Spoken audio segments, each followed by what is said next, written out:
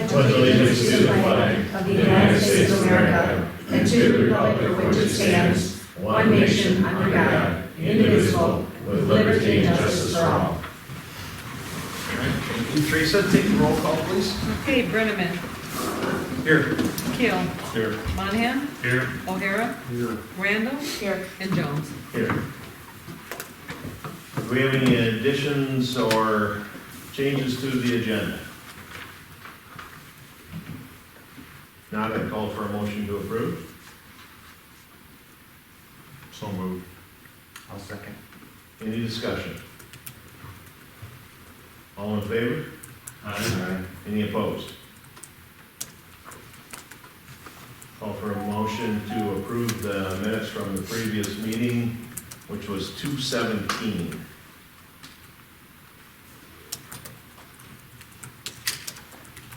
Motion to approve. I'll second. Any discussion? If not, we'll vote. O'Hara? Yes. Keel? Yes. Randall? Yes. Brenneman? Abstain. Monahan? Abstain. And I'm a yes. No bills? No. Public comments. Anybody from the public that would like to talk about anything that's not on the agenda?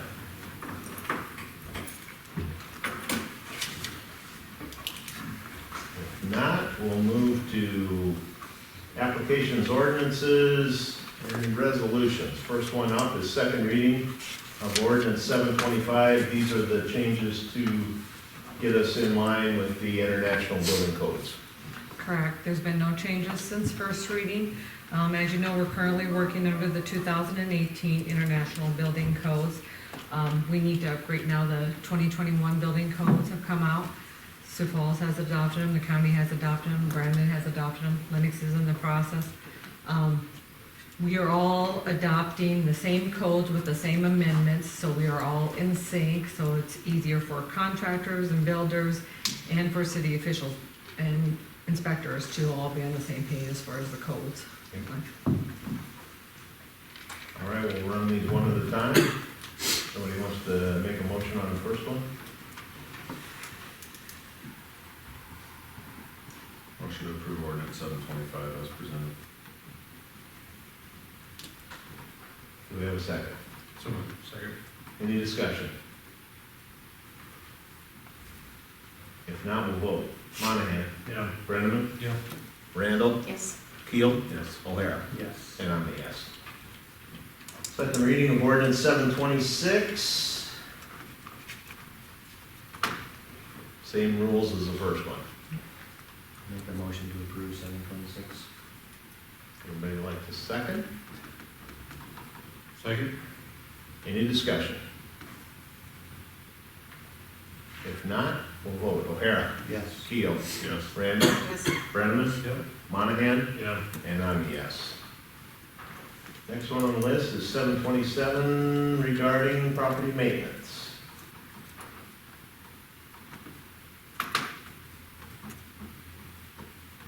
Motion to approve 727. Second. Any discussion? If not, we'll vote.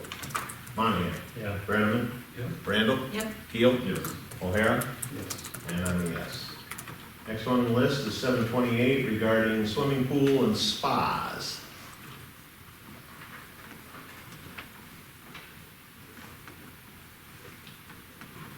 Motion to approve ordinance 728. I'll second. Any discussion?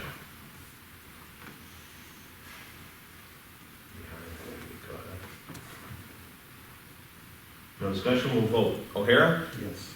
Keel? Yes. Randall? Yes. Brenneman? Yep. Monahan? Yep. And I'm a yes. 729 deals with residential.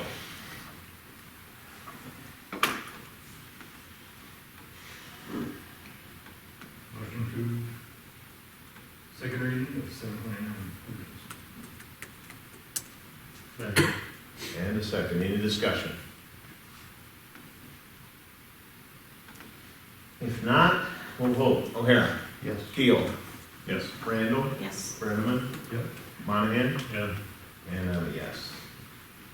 Next one is 7:30, deals with electrical, mechanical, fuel, gas, and fire.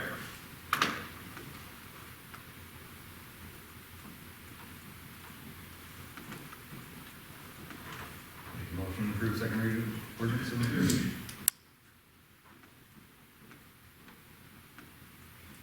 We don't have a second. I'll second.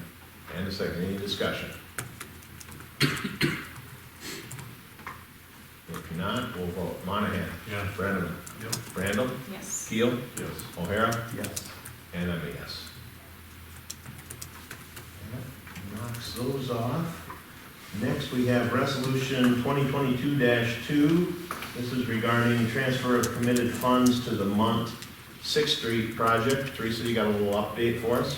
Yeah, so basically, most of you know, since you've been sitting on the council, but for the last few years, during budget time, we have committed funds from the general fund, the water fund, and the sewer fund for this upcoming 6th and Munn Street project. So we right now have 140,000 sitting in the general fund, 100,000 in the water fund, and 25,000 in the sewer fund that was committed by the council over the previous years for this project. So this resolution basically allows us to transfer the money out of those accounts into this project account, so we can start paying bills with it, and we can utilize that money for this project. Motion to approve resolution 2022-2.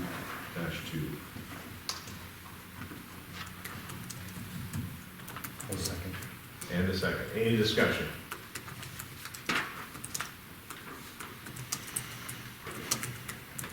What was our estimate on that? For the whole project? Yeah. 1.8? Yeah. 1.8, I think. We don't have quite enough money to cover for that, but Dang. we still need a loan. It's kind of hoping you had it covered. I, you know, suppose we can negotiate that, couldn't we? No. Talk to the contractor. Any other discussion? If not, we'll vote. O'Hara, Yes. Keel, Yes. Randall, Yes. Brenneman, Yes. Monahan, Yeah. and I'm a yes. Next up is a special event permit, downtown Hartford, entered by Callie. How are you? Great, thank you. You guys are on a roll today. I don't want to slow you down here. So same request as the last 2 years. We're looking to close the street from where Modish is all the way down to South Bar, utilizing First Street to the east. Same thing as before, having open container allowable during market times. Guys have any questions?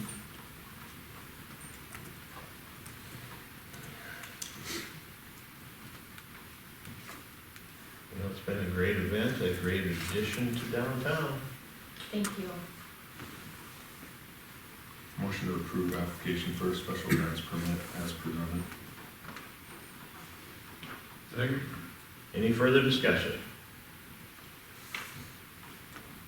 If not, we'll vote. Monahan, Yeah. Brenneman, Yep. Randall, Yes. Keel, Yes. O'Hara, Yes. and I'm a yes. Thank you, Thank Callie. Next up, we have approve cannabis dispensary application for Dakota Cannabis. Update? So this has come before you before. This is part of, we have approved, they submitted applications for cultivation and a manufacturing and a dispensary at a lot out on the Western Meadows addition. That whole lot was zoned light industrial, so we did approve the, like I said, the cultivation and manufacturing part of this operation. But they needed to split the lot in two and rezone the north half to community commercial, which went through planning and zoning and the city council for approval, in order for the dispensary to be zoned right. That is now all passed through both boards. It is zoned correctly. They meet all our other requirements, and so the application is before you once again for approval for their dispensary. I noticed, Teresa, on their application that it was still marked light industrial. This was the original. This is the original one, yeah. We didn't make any changes So, to it. yeah. Right. So it's really zoned two separate. Right, separate so ways. now the There- south path is zoned, Yep, state zone, light industrial for the manufacturing cultivation, which would be one building, if you remember looking on the Yep. map, and then the Yep. north half, community commercial for the dispensary. yeah. Any motions from the council?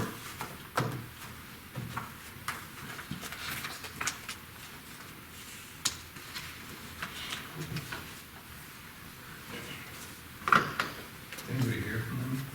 Yep. Oh, come on up. Mark, you got some questions? Probably just a play on terms, but here it says waste management disposal of products each day.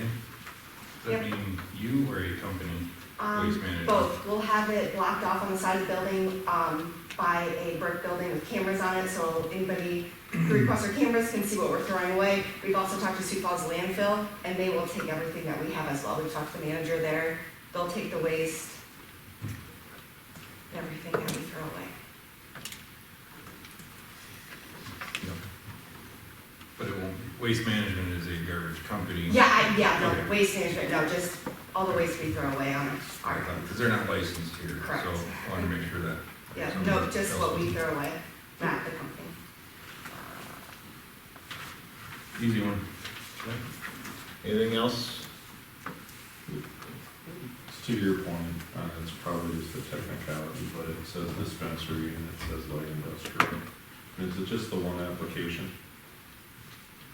Yeah, Even though they're gonna have a manufacturing, they've or already, the cultivation's already been approved. the cultivation, Yeah. manufacturing Yeah. did have separate applications, and those have been approved, so yeah, so this is the one just for the dispensary. Yeah, And at the time when they put this in, it was, it was light industrial, yes, Correct. and they need to go through that rezoning Yeah. process, which they have done now, so, it does meet our regulations. okay, all right. Any other questions?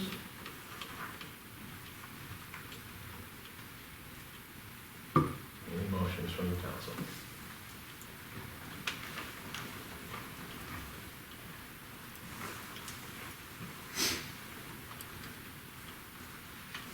Make a motion to approve.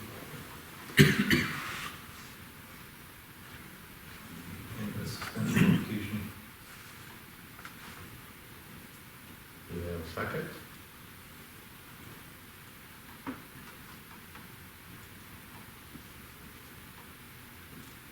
I'll second for discussion.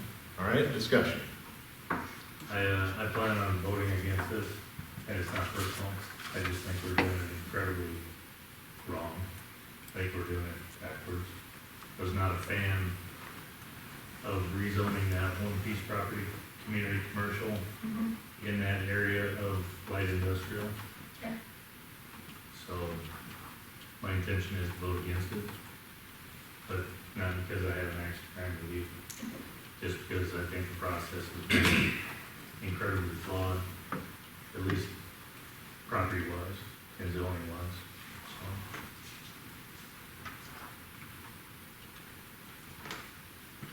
All right, any other discussion?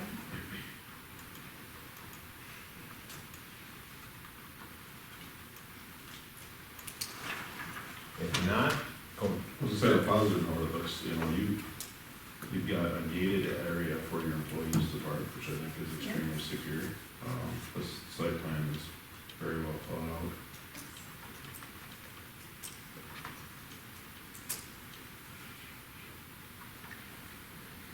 all right, anything else?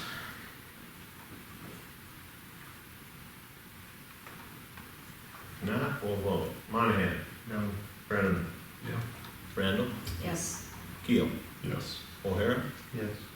And I'm a yes. All right. With that, we move on to reports. Deputy Carts, first. Hello, everybody. All right, here's the 30-day wrap-up here in Hartford. We saw an increase of 55 calls for service, so that brought us up to 203 in the 30 days. During that time, we made 64 traffic stops. One DUI arrest was made during that. 13 citations, 39 written warnings, and 12 verbal warnings. We also saw 2 family disputes, 6 suspicious vehicles, 2 suspicious activities, and 2 disorderly conducts during that time. And for case reports and arrests, we saw 11 case reports, which was a decrease of 2, and then only 2 arrests, which was a decrease of 3. So that's the 30-day wrap up. And so, any questions from the council? How are you finding things in Hartford? Good? Everybody? I think everybody's doing real good in this town. Just relationships that we're building here are strengthening, and especially with at the grocery stores, liquor stores, and then just general folks that we just come in contact with. They're just telling us that they like us and that kind of thing. So it's been a pretty good thing. So yeah.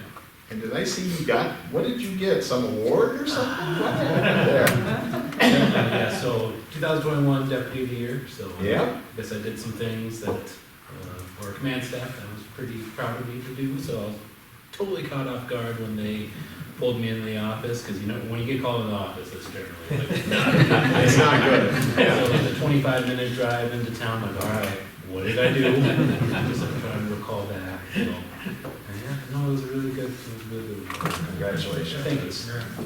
Appreciate it. Thank you. Awesome. All Well, with that, I'm gonna head on over to the basketball game. All right. Because it's a pretty packed tonight over there. Okay. So, but yeah, thank you guys. Good Take night. care. Thanks. All right, Chamber and Economic, Miss Amy. Thank you. We are winding down almost for our annual banquet. It'll be Friday. We have about 205 people attending, so up over the previous year, which was about 2 years ago. So that's gonna be well attended. Working on our annual, or I guess our biannual newsletter right now with the gold members, and then moving forward with some additional advertising in that. Direct mailers are moving forward as well. Getting ready also for Discover Hartford Week, so if anyone wants to participate and you're a chamber member, you can go to our website and sign up for that now and be part of the scavenger hunt or the trivia game, and also sponsoring a gold heart that will be placed out there in the community, several of them. And then for economic development, we did last Friday have a very nice groundbreaking for Unity Road, Hometown Buds. It did make the news. There were some great questions and answers afterwards at Pizza Ranch, so that event went over very well. We'll continue to work with landowners and getting information from them and moving forward with different opportunities there. We do have our Wednesday HADF meeting tomorrow morning, and then next Wednesday, instead of having a meeting, we will be having a tour of the Humboldt Dairy Farm. And then on April 6th, we will have another tour. This one will be for Vanilla Bean Kings. So scheduling our tours, and we're hoping to get an Amazon tour in the near future as well. Other than that, I think that's kind of where we're at with economic development. I see you have a couple action items. I do. So one of them is Meet the State, that's, I believe, in your packet. This is a Governor of Office of Economic Development.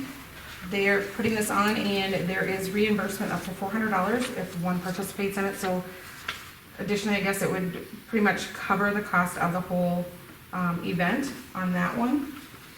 And that one is March 22nd and 23rd in Pierre. And then the second one is in Lemon, South Dakota, part of Dakota Resource Network. That one doesn't cost anything to attend it, but mileage and a hotel stay as well as food, I guess, would be incurred there.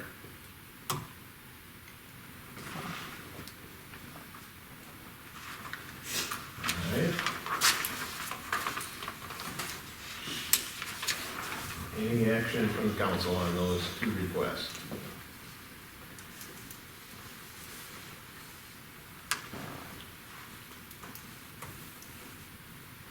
Make a motion to have Amy go to the GOED state conference. Second? Any discussion on that? If not, we'll vote. O'Hara? Yes. Keel? Yes. Randall? Yes. Brenneman? Yes. Monahan? Yeah. And I'm a yes. And any action on the second one, on the Dakota Resource Housing Conference? I'll make a motion for the Dakota Resources Housing Conference. I'll second. Any discussion on that? If not, we'll vote. Monahan? Yeah. Brenneman? Yep. Randall? Yes. Keel? Yes. O'Hara? Yes. And I'm a yes. Anything else for Amy? Thank you. Alrighty, thank you. City engineer report? Good evening, everyone. Not too many updates since the last meeting. Big ones are Vance Peterson managed to call him last week. He has spoken to a contractor and he's still trying to get that lined up. But he did call both Craig and myself, and he's planning to, instead of fixing it to the plans, he's going to install it out together, which we think will actually help the a little bit better back there. Just still waiting on a timeline from on that. And then the other one is just 6-month bid is at 10 next Thursday. I've been responding to contractors' questions. So far on the bidding website, there's about 5 private contractors, I believe, that have received plans. We're calling them just to make sure they intend to bid. So, okay. If there's no questions, I'll wrap it up. More of an observation with Vance Peterson. Mhm. My understanding is that property's been sold, and so for him to still be working with us, I think says a lot. He mentioned that he sold it to his son and his son-in-law. Yeah, I think so. Sons-in-law, father-in-law.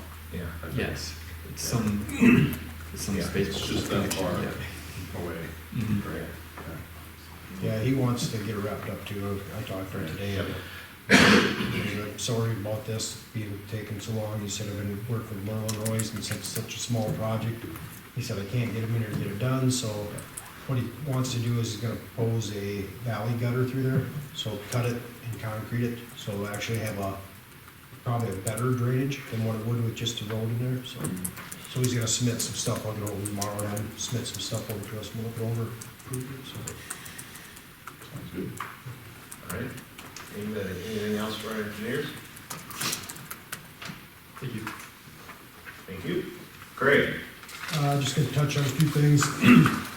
I did get the one light ordered for Highway 38. Once that gets here, we'll make sure it's gonna work right before we order the rest of them. Water meters, we're down to 8 left. We do have 3 scheduled yet, and for the 8 are trailer houses. We just don't ever want to read them right now at this time of year.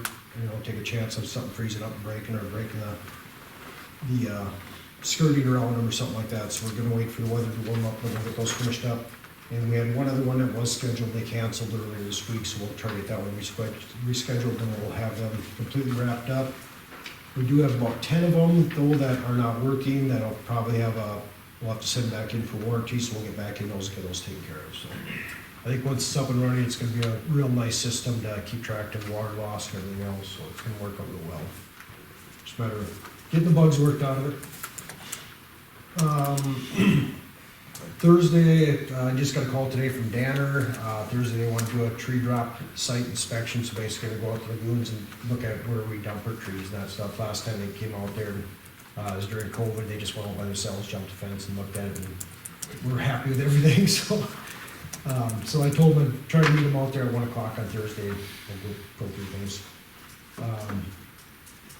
And then, weather siren, we started digging some of the frost out, or some of the loose stuff out of there. I'm hoping that maybe within a week or so, we can get that down to where we have to have it, and get the conduit in there, and get that up and running here before the weather starts to turn, so. That's all I got for updates. Somebody's got anything for me? Looks like they're digging pretty strong up north. They are going real well, yep. I know it's gonna be a mess. The fields be in good shape. We're keeping them off the soccer fields. I don't think they got into anything that's gonna affect them at all. But it's not gonna be a pretty sight around the outside of the fields this summer. I mean, it's gonna be pretty tore up, so it's gonna be like that all summer and all fall, so. We'll keep them as nice as we can out there. I got a question, Craig. The storm sewer inlets, those are boxes, correct? Yep. How often do we clean those boxes out? We try to get out there. We didn't get out there last year, but the year before we got out and cleaned a bunch of them out. How deep are those? Usually about 4 foot, 5 foot. Cause me and the missus went for a walk tonight. And we went down Fifth, hung left on Month. Probably about a block down, there's an inlet on the east side of, Busted up. busted up. No, there was a critter in there. We don't suck them up. Well, I'll tell you what, whatever he was standing on, you could see him. Yeah. He wasn't 4 foot down in the box. He was looking out the hole. Some So my first thought was, that thing must be just plumb full of stuff. And number two, how'd that big guy get in there? Because he was a big boy. could have came in from the opening down by the. I don't know, but Yeah. I figured they were substantially deep. Yeah, And there's, I can't believe that he was standing there. He's not a happy fellow. yeah, most of them are like about 4 foot. There are some shallow ones and there are a few a little deeper, but most of them are right around that 4 foot. 5 Well, foot. that one must have enough stuff in it I'll have to take a look at it. that, because he wasn't in a big hurry to come out of there I think that's the one that's scheduled to get. Yeah, that's to get it replaced. But we typically clean them out every year. Try to, yeah. Pop them open, look and see. Most of them, they stay pretty clean with the flushing mix. Well, and that's what I've never seen one so full of debris. The worst ones we've had have been, down on Nicholson there, where the field, all that dirt comes Yeah. across. The rest of them in town are usually pretty decent, maybe a 5-gallon bucket, sand in them, but that's about it. There was substantially more stuff in there than a 5-gallon bucket. Maybe you stand in a 5-gallon bucket. Yeah, maybe not gonna look good. I wasn't good at investigating, I just kept on walking, looking back to make sure he wasn't on the charge, so. Yeah, Are all the city guys up to date on their rabies vaccinations? I'll have to check. You know which one I'm talking about? Okay. In case you wanna drive up there tomorrow. Yeah, You very well may be, I'll pencil that down and go you check. very well may it. just be living in there, I believe that's where the old house is. How's the sports complex coming? They were out there yesterday, they got some more done, today they weren't there again. So I'm gonna, if they're not there tomorrow, I'm gonna give them a call again and keep on them. They've got, the north field, they've got a bunch of the fabric on that one. They did get the post for the north one, for the backstop, them have been set, so it's coming, but it's slow. I think they're jumping from one project to another. Anything else for Craig? No? Thank you, Craig. Thank you. Karen? Yeah, my report's in the packet. I do have an update on the election. The deadline to file petitions was Friday. We received 3 in. We received a 2-year for Ward 1 from Travis, a 2-year for Ward 2 from Chris Wasslager, and a 2-year for Ward 3 from Cindy Matson. So since they were all unopposed, those 3 will be in. So that leaves our 3 1-years in each ward. That will have to be filled by appointment in May. So that's an update on that. So we won't have to have an election. So I will put the cancellation notice out for that. Other than that, for the equalization boards, we're probably going to be pretty busy. We've had a lot of people in already, not a lot, 8, I think, pulling forms. So, yeah, values went up, which I'm sure you've all seen or heard. So, just to forewarn you on that. That's all I've got. All right. Any questions for Karen? No, thank you. We'll move on to Teresa's report. So I finally got an update on the Bike and Rec Trail grant. We did get our agreement and approval from the Federal Highway Authority and from the GFP. So I'm just waiting for them to send out the notice to proceed. So we should get that within the next week or 2, so we can finally start working on that project and get going on it. The grant has a completion date for December of 2023, so we have this year and next, if have to be, but hopefully it'll be a this year project we have a budget for. We kind of talked about the project, the Western Sewer project, and that's going pretty good. Hopefully they will be ahead of schedule as well on that. We got approval from Sioux Falls for landfill passes, for another 500 passes, so those will be available April 1st to begin handing out to the households here, so we'll put that, publicize that, so people know they can come here and get those again this year. And I believe I mentioned this at the last meeting, but we did get an annexation petition for land that's north of Highway 38 out to the east, just north of Sam Assam's property. It'll go to the P&Z board next Tuesday and then come to you guys at your next meeting for review. And then I also just wanted to touch base. I got a notice from the PUC, the South Dakota Public Utilities Commission. They received an application from a company that is planning to put in basically a carbon dioxide pipeline through South Dakota. It's gonna run north to south, or south to north. It's gonna cut through South Dakota here. It is meant to catch the carbon dioxide from these ethanol plants that are throughout the city. It'll actually run the whole US. But it's proposing to go between Hartford and Humboldt. It'll be to our west, and it's out of our growth area. It's gonna be, I believe, just by looking at the preliminary maps I have out there, in the same location as the Dakota Access Pipeline. So they're gonna use probably that same easement through there. I'm thinking that looks like the same spot it's cutting through. So there's no hearing date set for it yet. They are gonna have some public information meetings, and there's one set for the 23rd at the Ramcota here. So I will plan on attending that just to get some more information, just make sure it's something that, won't affect us, or that something we should be aware of. So I'll see what they say there, and I'll give you an update after that meeting. And that's all I have for updates, unless you have questions. I have a question, it probably came before planning and zoning. Looks like we kept aware of what's happening within the 2-mile buffer around the city limits, is that true? Yeah, it varies a little bit, but our growth area is anywhere from 1.5 to 2 So I miles.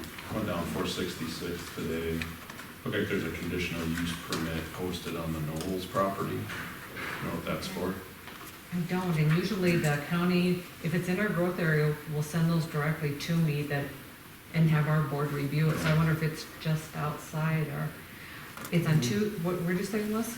It's on 466, it's not 2 miles from our land south of I-90 for sure. And I said, our growth area, it doesn't have a, it's a strict 2 miles, but I'll check that out and see, but usually the county, the planning and zoning department will send those directly, the staff will email directly to me, so I can put them, in front of our planning and zoning commission, and they'll take our input, Less than a mile for sure. Okay, yeah.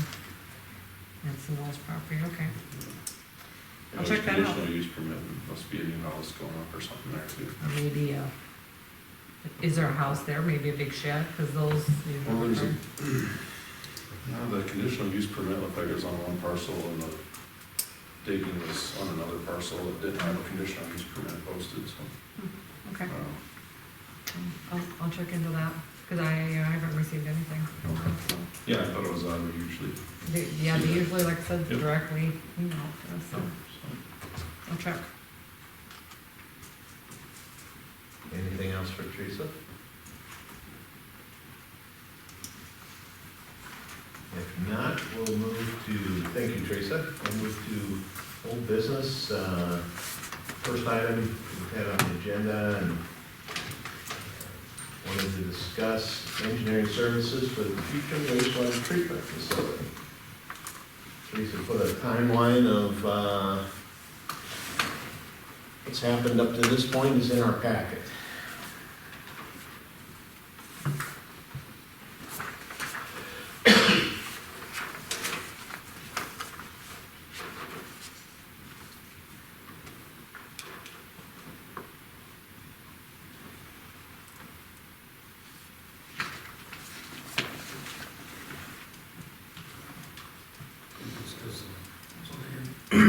Well, we've had the proposal in front of us, you just, Haven't done it.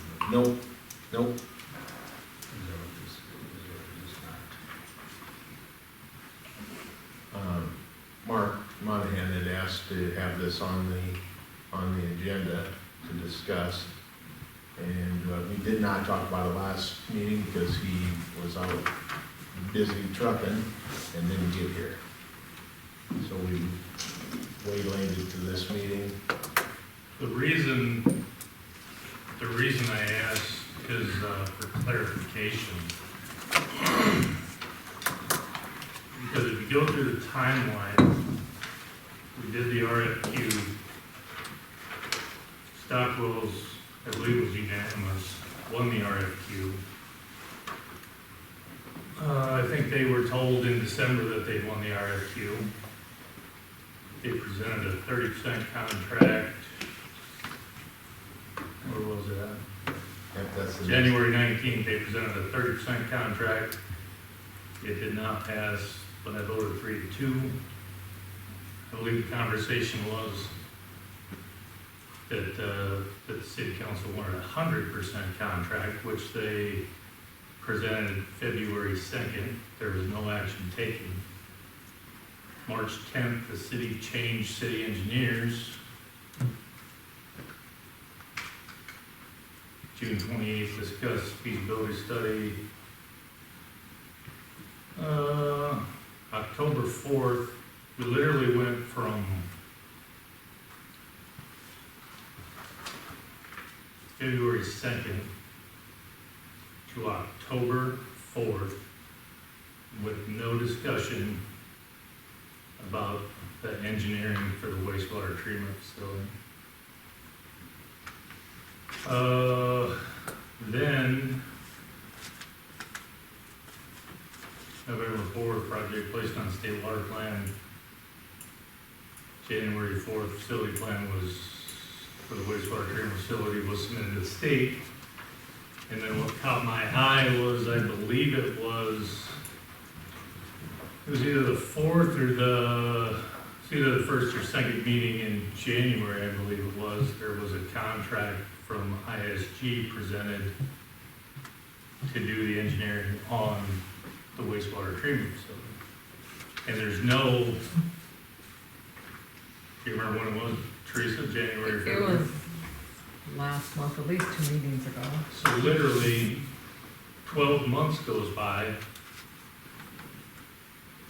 Safe to say there was no negotiation with Stockwell's because all they did was present a 30% contract and a 100% contract with no negotiations. Then you fast forward 12 months and ISG presents a contract for the wastewater treatment facility. And what happened in those 12 months is not on public record, and quite honestly, it's a mystery to me.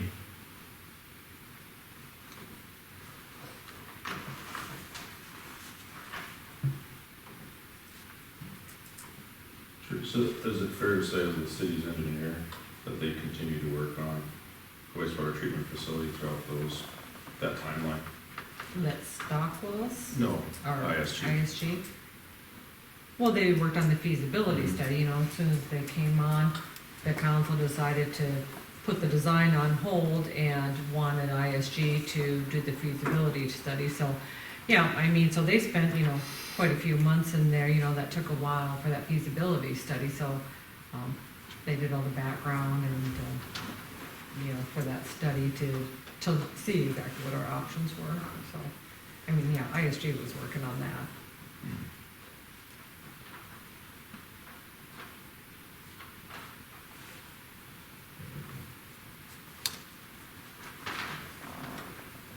So to Mark's point, for that January 18th meeting, we do have a design service proposal for the city of Hartford, which is addressed to Jeremy. Is it fair to say that at some point he directed them to present that, or? Yeah, I believe it was at the meeting previously, afterwards, Jeremy asked me to have ISG present a contract at the next meeting. Yeah, after our January 4th meeting. I think so, it's either it was in during the 4th or the next one, yeah. Yeah, so, because it was presented to us on the 18th. Oh, well, then it would have been after the Yeah. January 4th one, yeah, yeah. So January 14th is when we presented the contract. The first one, so it would have been, yeah, that meeting before that, Yep. yeah, because it was after one of our council meetings, yeah. So if the last motion of the council is to have Stockwell's present and negotiate a contract, how is it that 13 months later, the mayor, the former mayor, can instruct the engineer to submit a contract? Tom? I mean, I don't know. The motion, as I understood from 2021, was to award it to Stockwell, subject to the council approving the contract, which never occurred. A That was the one negotiated, vote. a negotiated contract. Yeah. Yep. And where things went from there, I don't know. That's just it, nobody knows, because it's not public record. You literally travel 12 months through time, and apparently Mayor Menning asked ISG to present a contract that wasn't public record, that's not on tape, that didn't have a vote of the council, just asked for it, and it showed up in a packet. And it's, of course, is subject to council approval. I mean, Right, it'd be no different. The than me request, I asking guess, for is- something to be put on the agenda, wouldn't it? If I wanted. right. I mean, if anyone could have asked that to be on the agenda, but the council would have Has to had act. ultimate determination as to whether or not they're going to approve it. Is it possible that it kind of travels through time undocumented because those conversations were being held in executive session for economic development reasons? I don't know. Largest project in Hartford history. I don't know decisions should be being made in executive session with no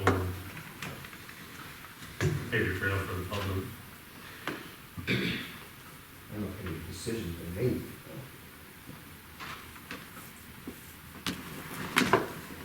Well, somebody made the decision to have ISG present a contract. Yeah, it doesn't take the city council's approval to bring that in front of us for our review, in my opinion. Does the council have any appetite to negotiate a contract with Stockwell's like the motion said? Because the motion was to negotiate a contract with Stockwell's, and if memory serves me correct, it was 6 voted yes. There's been no talk over the course of a year to negotiate that contract. There's been no public discussion, period. To this date, we're in March, there's been no public discussion.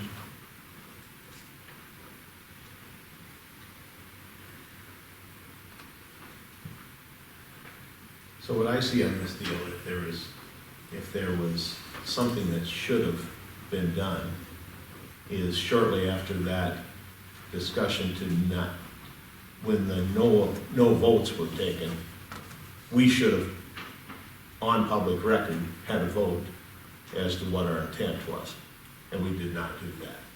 But the feeling was that by the no vote, we had said that we had no intent. Correct? There wasn't action taken on the 100% contract. Right. There wasn't a no, there was just no action taken. So there was no motion. No motion, no second. So is that, is that failed? That's a failed vote. Well, it's no vote. That's a- Yeah, right. There's not a vote on it. But But I think the appetite, Mark answered your question, to negotiate, obviously fell off after we changed to ISG. So why is it? I suppose because it never came up. Yeah, but I mean, why did the appetite to negotiate with Stockwell's go away? Because I was privy to no conversation about that. That wasn't a public conversation. So if there was conversation about that, it obviously had to be private. Regarding the contract? Regarding the appetite to negotiate the contract. Nobody had a conversation with me about it. We certainly didn't have a conversation in public about it. So February 2020, no action was taken. Yeah. That's where it was discussed. And that's where it died. Who said it died? So you're saying it died because there was no action taken? In my opinion, if nothing happened, it's done.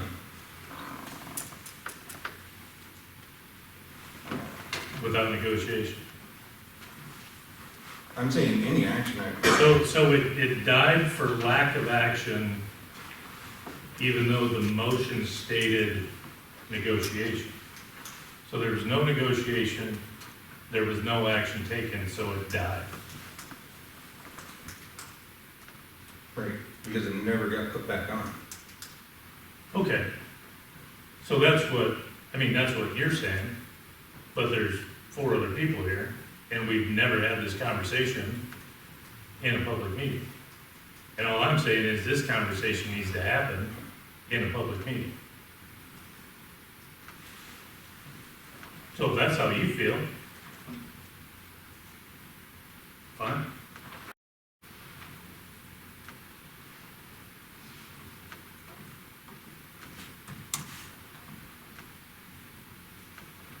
My very limited communication with Mayor Benning, he assured me that the contract with Stockwell's was going to be honored after ISG became city engineer.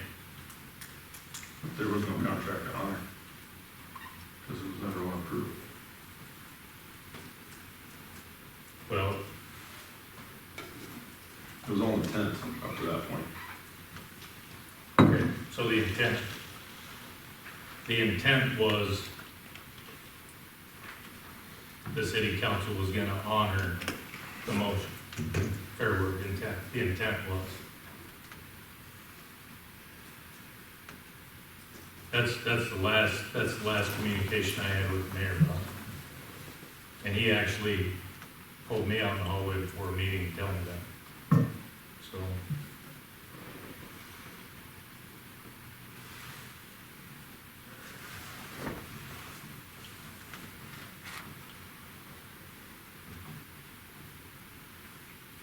Am I wrong in saying that there was no public conversation, that the intent was to not go with Stockwell's after whatever, January, February?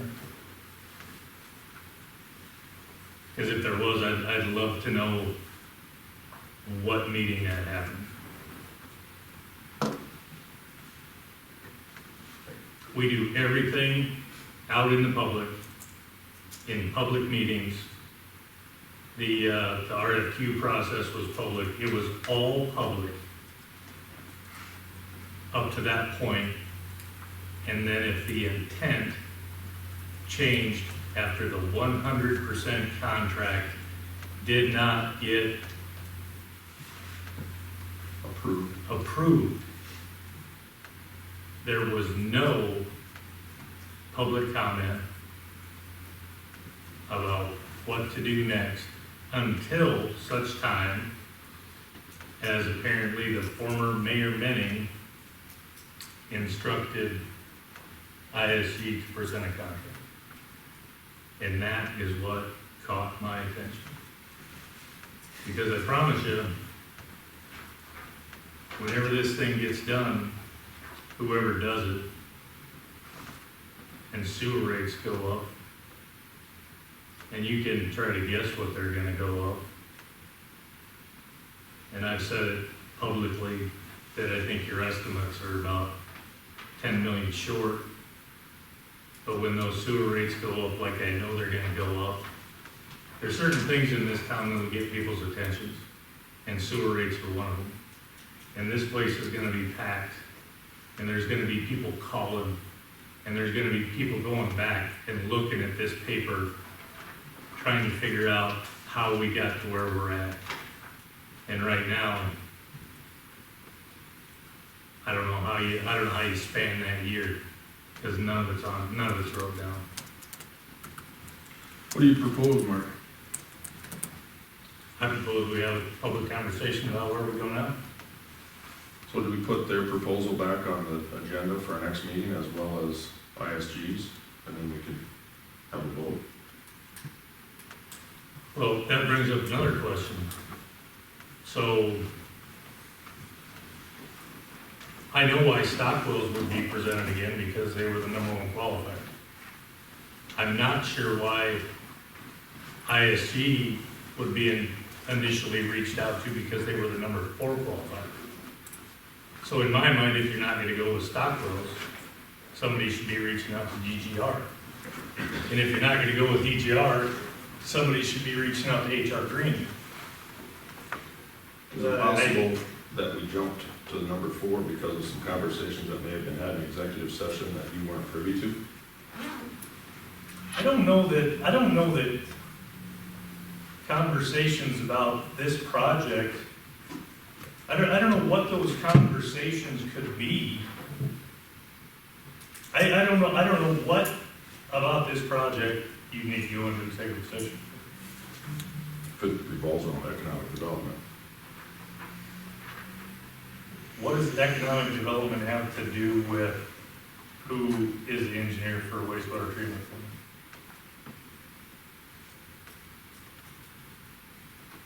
For engineering services.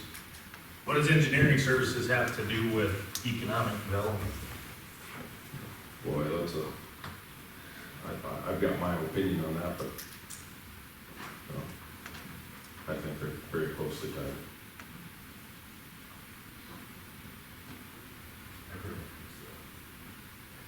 Everyone's all tied together.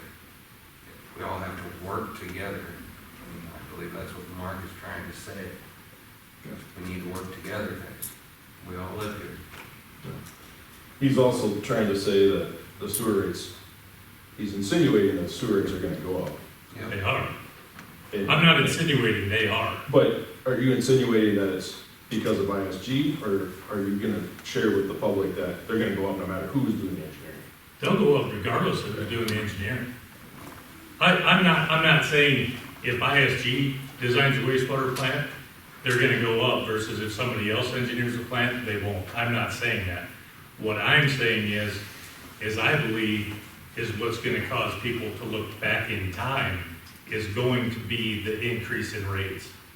Because somebody is going to get a bill and they're gonna say, how did this happen? And then they will look back in time and they will look at this minutes and they will say, how did we go from here to there with no public discussion? Now granted, those people are not here right now. But What they public discussion are you referring to? Because all these meetings, and I'm just asking, because all these meetings, we talked about the different plant options, the different flows, the different costs. You're talking about estimates. the feasibility study. I'm talking in that year, That's the feasibility study. whatever. But you say it hasn't been brought up. Well, during this time, we've been talking about all these options in public about what the plant's gonna be, what it could be, the regionalization. But the feasibility The study, costs that would be associated to the citizens in different scenarios. And so, but what are we hiding? What are you accusing us of, or the council, or? I'm not or in accusing general? anybody of anything, but you're talking about the feasibility study and everything that's in that. I know, but you're asking what happened between January of 20 to January of 22, or 21 to 22. I guess for me, the one missing piece of this puzzle is, what would your attendance record look like for these dates? I promise That'd you. be a good overlay. So you bring up a valid point. So if this project should be talked about in public, but it's being talked about in executive session, number one, I got a problem with that. Number two, if it was talked about in public, I'd be able to go back, read minutes and find out what I missed. We're not making any decisions on our city engineering in executive session. Those are in public. So, there's maybe certain things we can't talk about in public that is being discussed in executive session. And if it revolves around economic development, there's your missing piece of the puzzle, in my opinion. Is economic development. Yeah. Well, So, I mean, we could chew on this for a long time, we could table this, we could go into executive session, maybe hash out some of those, mysteries, come back out of this, and then make a vote. Well, there's nothing to vote on, because it's just about discussion. So, I would like to see Stockwell's proposal put back on the agenda, ISG's proposal put back on the agenda, and then we can publicly make a decision at our next meeting. so what you're insinuating now, because you'd say moving forward, you would want Stockwell's and ISG's proposal in front of the council for public discussion. So what you're proposing, or what you're insinuating, is that ISG has some kind of, obviously what you're insinuating is ISG is tied to economic development somehow that we can't talk about in public, whereas Stockwell's is not. And that's why we're not having a discussion about TGR, and that's why we're not having a discussion about HR Green. Because somehow ISG's got some kind of economic development magic bullet for wastewater treatment facility engineering. Do I take that right? You can take it however you want. That's how I took it. That's how it sounded. I think it now would be fair to say that from the initial 4 proposals, that somewhere along the line, people's minds got changed. On qualifications, or just a switch over from an existing engineer to the new engineer. And then when it comes to the vote, this is where I keep coming back, Mark, is when it came to the vote, people's minds obviously changed. And that was the public input. That was the night that nothing happened. Can you point to what changed people's minds? I can't speak for everybody. Can you point to what changed your mind? I felt they were more qualified. ISG. That's why you voted for Stockwell. I did, and then through research and hearing more from them after we switched, I felt there was no reason to approve or move forward with Stockwell. And I'm only guessing that that's why no action was taken. People wanted to see more, maybe, didn't feel comfortable with the Stockwell proposal, but it clearly died for lack of motion. And since then, we've been discussing the project back and forth.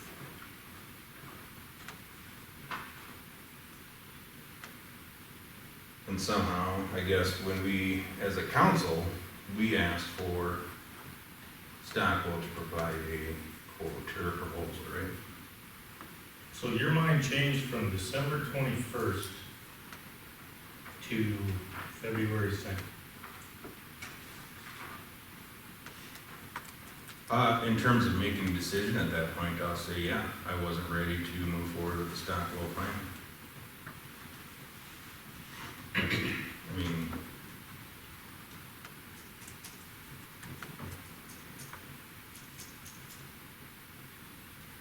somebody could have made a motion. Nobody even made a motion. I see that. So, to simplify it in my head, if Craig wants to buy a pickup, and we don't make a motion to buy it, Craig's not buying a pickup, right? That's correct. I mean, it's the same thing, just on a larger scale, in terms of action items, votes. And I'm asking a question here too, Tom, I mean, is that the way I can interpret that? I mean, nothing's gonna happen until the council approves it, and anybody can put it on the agenda if they, I mean, Right. everybody's got the right to ask for an item to be on the agenda for action. And so if I want Craig to buy a truck, I can call Craig up during the week and say, hey, why don't you put a proposal together to go buy a pickup? Put it on the agenda. And put it on the agenda, right? Right. So, in Mayor's defense, former mayor, that's what he wanted to see. He wanted to see the proposal come to the council, and so he asked ISG to put together a proposal. I don't think he did anything wrong. Now it's on the agenda to be talked about and debated. You have a vote, I have a vote, we can bring it up whenever it's the right time and make a decision. I agree, I think it all needs to be in public. You've weighed in, Travis has weighed in. I'd love to know what the other three think. Well, I told you what I thought. I think if there's any piece of this deal, after the no action was taken on February 2nd, if we were gonna wrap this up, or at least have some explanation, there should have probably been a motion and a vote on that item, that we were not gonna move forward with Stockwell. That's my opinion. I don't know if that's right, wrong, indifferent. If we needed to do that, I think that what I heard was that was not needed. That would have been my only thing as I've looked through this, that I think we should have maybe done, to add that piece to it. Mark, that's my thought on this deal. So they're awarded, the motion is for them to prepare a contract in December. It dies for lack of a motion in February, and nobody thinks to tell them we're not gonna negotiate. It was also on the March 10th one, it says.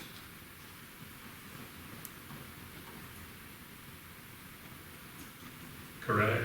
So it's seen the light of day in February. It's seen the light of day in March. But nobody thought to tell Stockwell's that it was dead. Could've, They watch the YouTube, they get the same meeting minutes we do. They can see the writing on the wall. It's dead. No action was taken. they can see the writing on the wall. It's dead. There's no action taken. But, I mean, they're not back here every week. How did Why it didn't get you on, make the motion? how did it get on the March? Why didn't I make the motion? Yeah, I mean, why didn't you make a motion in January, in February? Yeah, February I probably wasn't here for that meeting. It's possible. You're right. What about March 10th? I mean, that's where I'd like to see the overlay. You have these questions, and I'm just curious if you were in attendance. I'm asking the I don't know questions now. either. So maybe we can have that researched, and we can look at that at our next meeting instead of chewing on this for another. I'll tell you what, 15 minutes. I've sat here longer than you have, Travis. You've sat here a long time, I have, and I respect I have. what you bring to the table. However, I- sometimes it's also a detriment. I would agree. I would totally agree. And sometimes things get talked about not in a public meeting. And they don't get talked about until somebody has to talk about it. And I'm glad we're talking about it. I am too. You know. I'm still waiting to hear what you talked about with the city guy, With the city guy. with the guy from Sioux Falls. I'd love to hear that talked about in a public meeting. You should have went to the meeting with him and he'd have told you the same thing he told me. You can't see the parallel here? Not really. Okay. Okay, what do we want to do?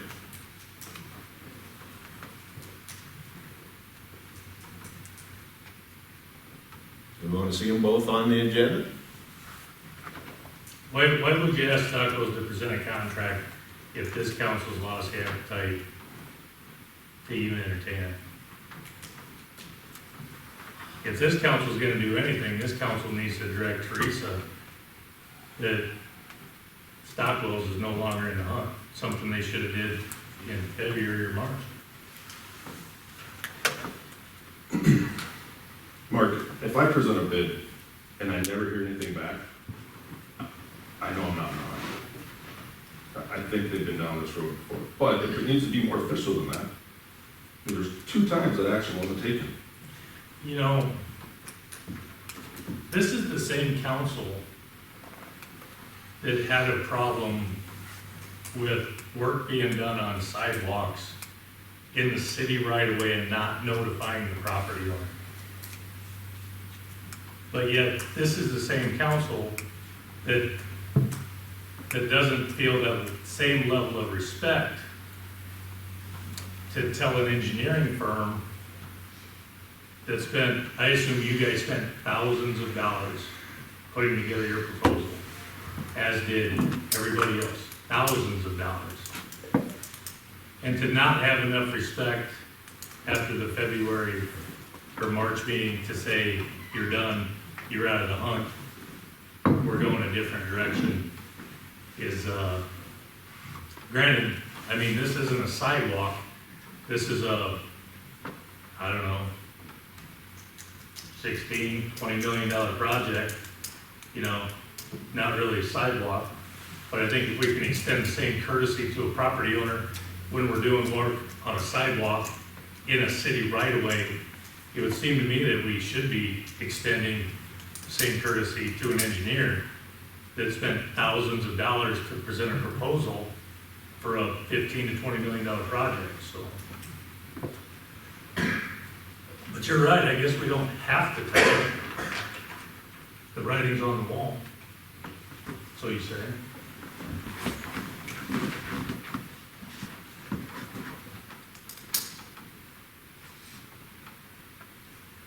And we don't have to tell Gary Meyer we're building a wastewater treatment facility either. That's what meeting minutes are for.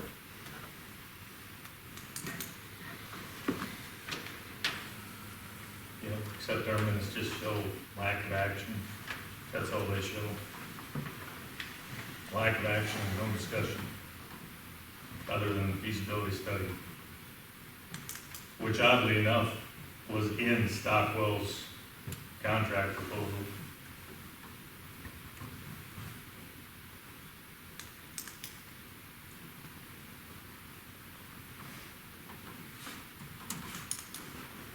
So, again, what would you like us to do, Mark? You want to see this? I don't really know that it's what I would like this council to do. I think it's this council needs to tell me what they're gonna do. Because we've gotten to this point, and the last communication, I probably still have the text message from Jeremy, saying as much that we're gonna quote unquote honor the intention was. I mean, you talked about it dying in February or March. I'll bet I got a text message from Jeremy over the summer talking to the fact that Stockwell's was still slated for the project. What month was, I bet I could look.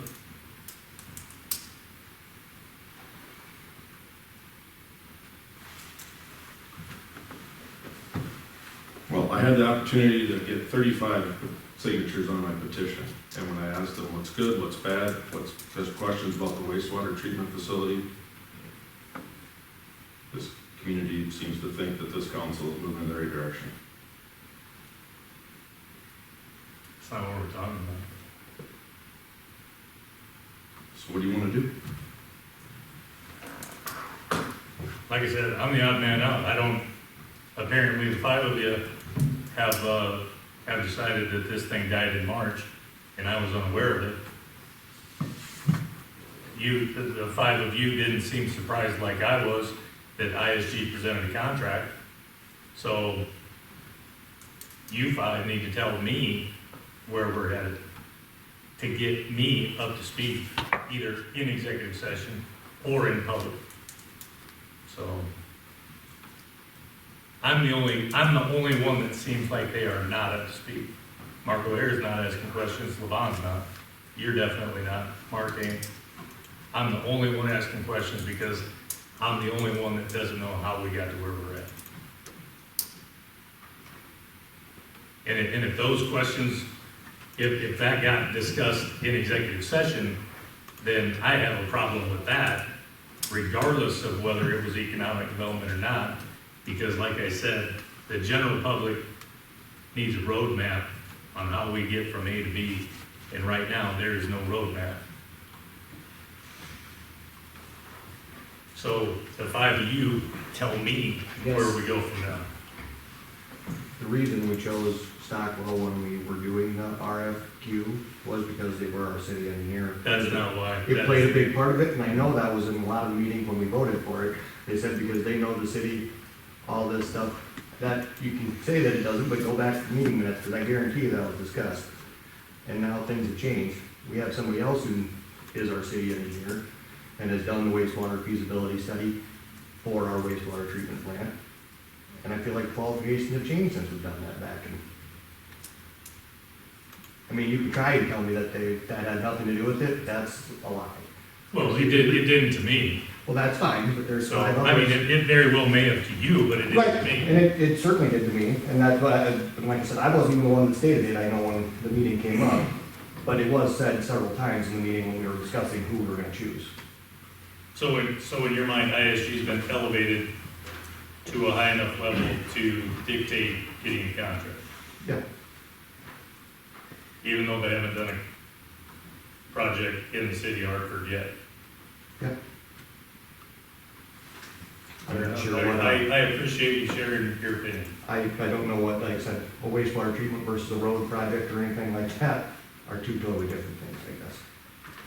Yeah, but I don't know that ISG's done a single construction project in this town yet, have you? No.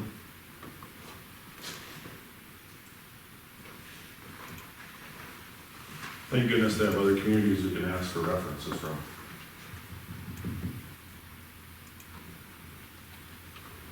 All right, we should move this forward. What do we, It seems like the ball's in your court as the president of the board, what shows up on our next board, or, council meeting.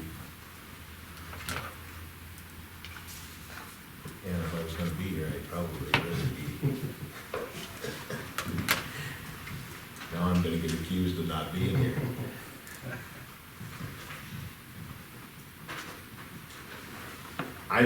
Honestly, I don't know if bringing both contracts back up is gonna solve anything for us. Well, I mean, I honestly don't know why, if the majority of this council is under the impression that Mark Bergman is, I don't know why you'd even entertain having Stockwell's submit a contract if, it just makes no sense to me. that's what I wanted to hear. It makes no sense to me either. We've already taken no action on it twice. And that's public record.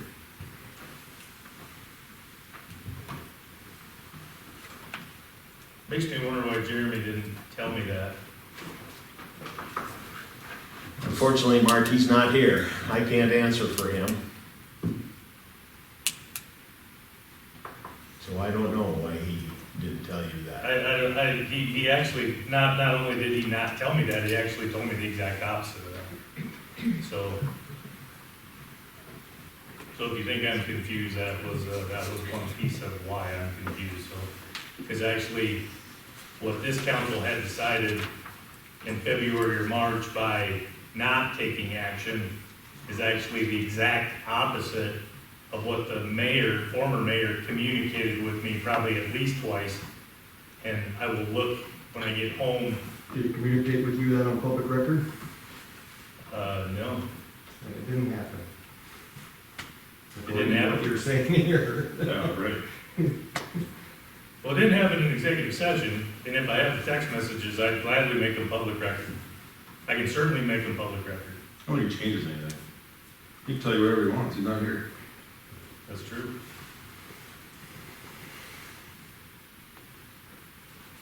I'm just trying to explain my confusion. So,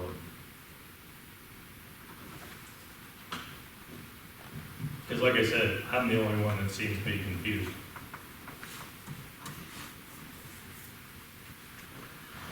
Well, no action was taken on the Stockwell contracts 2 years ago. We have been presented the contract to review. I would say, if you want to know how I feel we need to move forward, that needs to be on the next agenda and needs to be discussed. The ISG proposal. Sure, I'm looking back at the attendance records, but it looks like the February 2, 2020 meeting that's referenced with no action was actually in 2021. Oh, it just dawned on me, the February, March, I had hernia surgery, so that's why I missed those meetings, because I was out for, I believe it was 6 weeks with hernia surgeries. Yeah, you weren't. But the date is listed wrong on your document. Oh, I see what you're saying, yeah. I can't find the January. February 2, 2020 meeting in the record. Yeah, it goes from December Oh, it should be 21. 2020. Same It should with be January 2021, yeah, those are Yeah. typos. Right, Sorry. not 20. It hasn't been 2 years. No, it hasn't. Correct. Yeah, that's January 19th to February 2nd should be It doesn't seem right on 2021. the time I'm looking at that. But anyway, So is what I'm proposing, is that, let's get consensus, put the ISG on the proposal on the next agenda, have that discussion. doesn't even need our consensus. If you want it on there, put it on there. Okay, put her on. Anything else on this? Now we're gonna move forward.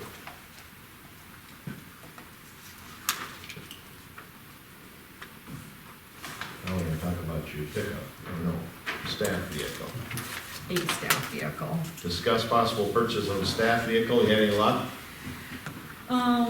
We haven't done much looking, I mean, after the last time you know, we discussed this at the last meeting about getting another staff vehicle that basically our code enforcer and building inspector would utilize, with him going to Lennox back and forth, you know, using his own vehicle isn't very feasible, it's gonna rack up a lot of mileage, so we're either gonna have him put a lot of mileage on his vehicle, we're gonna pay out a lot of mileage, or if we use the staff vehicle that we already have, there's gonna put a lot of mileage on that, and it's gonna be gone quite a bit. City insurance company recommends that when you're on city business or coming, you know, back and forth between the cities, you should use a city vehicle versus a personal vehicle. They prefer that just for liability reasons there, so we kind of discussed that.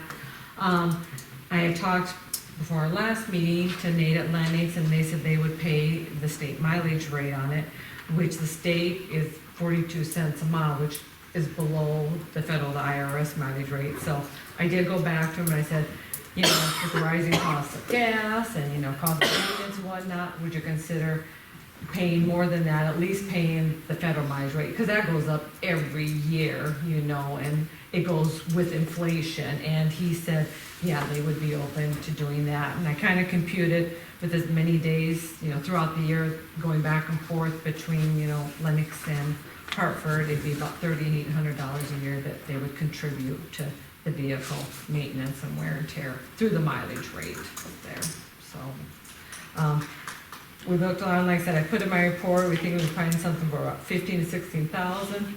Probably, I could talk with Craig some more, maybe it'd be 16, 17,000, just looking to see what's out there. It's, even used vehicles are expensive, and we tried to find one with, you know, we want something with lower mileage. I mean, we'd look at used ones, but I mean, we don't wanna buy something with 100 or 150,000 miles, cause it's gonna be a lot of money, so. what kind of vehicle you want? Like I said, it would be nice to have something four-wheel drive just through the winter time, but it does not have to be a pickup, you know, it doesn't have to be, you know, heavy duty or anything. It could be, you know, four-wheel drive, small utility vehicle, You're not or gonna a be carrying van, a or. ladder, and stuff like that for inspections or anything that he's I mean, I don't think Paul ever had a ladder or anything like that with him, just I don't maybe a think so. locator or something like that, tape Locator, measure level. measuring level, wheel to measure, you know, setbacks and whatnot. So nothing that has to carry a lot of equipment, whatnot, so. You don't Like I like said, the could be a minivan van. idea? What? You don't like the minivan, I do? You know what, if you're four-wheel drive, it could work. I'm Well, okay it's with all it. drive. They go through a lot. I'm okay with it. I don't think we gotta have four-wheel drive. Well, maybe we It's more don't. maintenance. I mean, If it's that bad, they if should it's be that bad, they going can out. stay in Hartford. That's true. And if it's that bad, there's probably not that big a need to go inspect something. Right. That's my opinion, and it's gonna save money a lot. Yeah, and yeah, we don't have to look for someone, but So we did not motion and second this No. at all? You're just, you wanted me to follow up to see if we could Yeah, get get a more higher money. mileage Yeah. rate, yeah, okay, yeah. good remember. I thought that's I'd like to see a motion for us to authorize you to proceed. Yeah, so if, you know, you're good with it, a motion to proceed to a top, you know, whatever dollar amount, so then we know what range we need to look at and. Is his job description, is he full-time, part-time, or is he full-time? He's full-time. He's full-time Hartford. Can we shop him out to Lennox 20 hours a week? Yep, pretty much. So is he gonna get paid travel time to Lennox? I mean, he Lennox will is gonna come here, pay him to drive to Lennox. And vice versa. and vice versa, yeah. Hartford will pay him to drive from Lennox to Hartford, Lennox will pay him to drive from Hartford to Lennox. I mean, I predict him coming here at 7:30 or 7:15, getting the vehicle and driving to Lennox. So when he And then gets at the 5, when he vehicle, clocks out though, then he's driving back and then. Yeah, he's not on the clock though, in the morning and night. He's not getting paid to drive in the morning and the night. The clock starts when he gets to his Yes. first Yes, that's first job, exactly. whether it's here or there. Right, that's when he clocks in, He's yeah. going to Lennox, he clocks in when he gets to Lennox. Yeah, working he's not here getting the paid days, for drive clocking time. in here. So he's Yeah. driving, so he would be driving a city vehicle, but not on the clock. I think he's gotta be on the clock.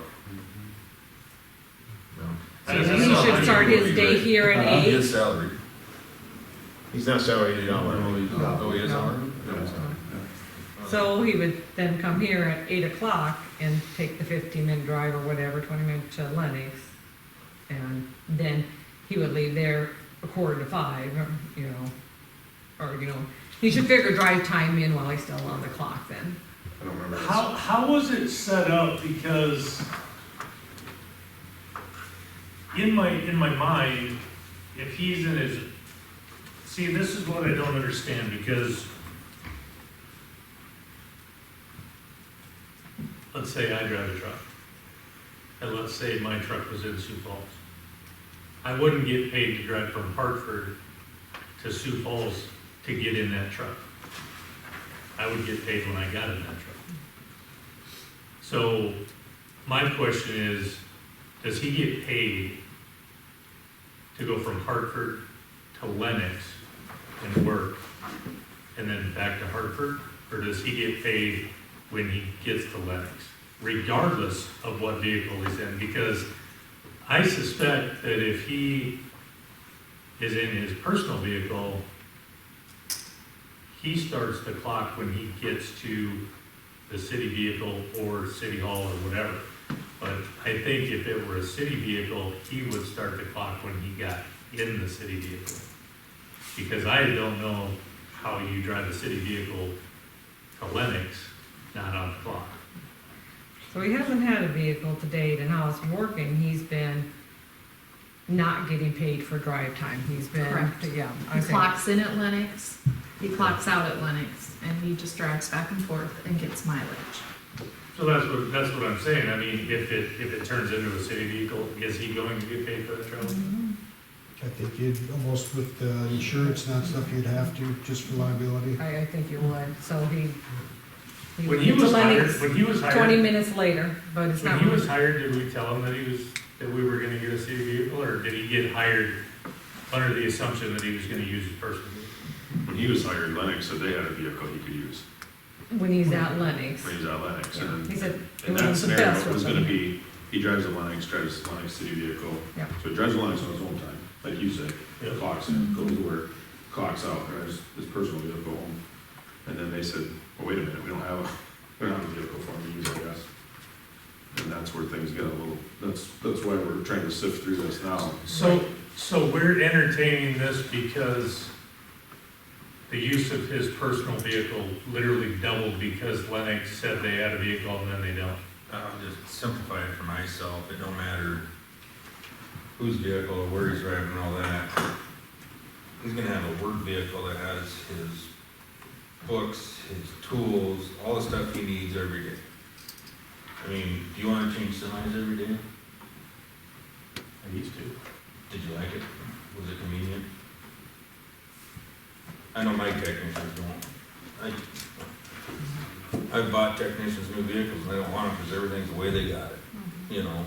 And so this can be the same way. I mean, Craig, you guys probably drive about the same vehicles every day on average because they're just used to it. And with this type of job, I think whoever buys a vehicle, I think he needs one vehicle so he can do his job when he gets there. Lennox is actually coming out a little bit on the shorter end of this, because the vehicle's here, he's here, then he drives to Lennox on their end, in our vehicle. Right? I wouldn't say that Lennox is coming out on the short end of this deal because Lennox is the one that had the problem. Yeah. Hartford didn't have the problem. If you Hartford, pencil it out, yeah, you're right. every move Hartford's making is making because of Lennox. Lennox is the one that needed an employee. Lennox is the one that had a car and didn't have a car. Lennox is the one that is renting our full-time employee. Lennox is the one that's gonna pay 53 cents a mile for the use of our car with our guy. So I would much rather Lennox buy the vehicle and we pay them 53 cents a mile. And then that's He's just one technically thing. We don't. our full-time employee. What's that? He's our employee though.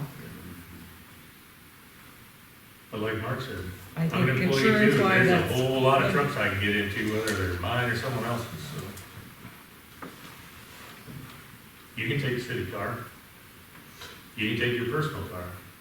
But could he take a Lennox car? Because he's our employee. He's their employee too. No, not technically. He's just being rented. Yeah. So what if he gets hurt? It's just like Damien, where we're paying the sheriff's department to have deputies, but they're not our employees. So if he gets hurt in Lennox, he's He's under our workman's comp, in Lennox. yes. And Lennox is winning again.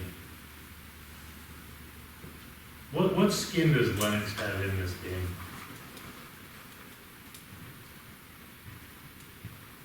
Can anybody tell me what skin Lennox has in this game?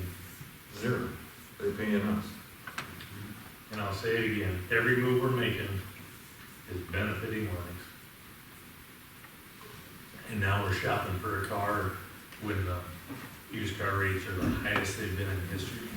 You can get one for under 10 grand, I'd buy this one today. If it were me. I'll send you the link, Okay, so- because it'll be gone tomorrow. And how long's he been on board? A month? Is he on 6-month probation? Mhm. So what happens hypothetically 6 months from now, if the council, it ain't working? And he's no longer here, and then we got another car, I guess then we can sell it. Sell it for 40% more than you paid for it. probably. To me, this makes sense.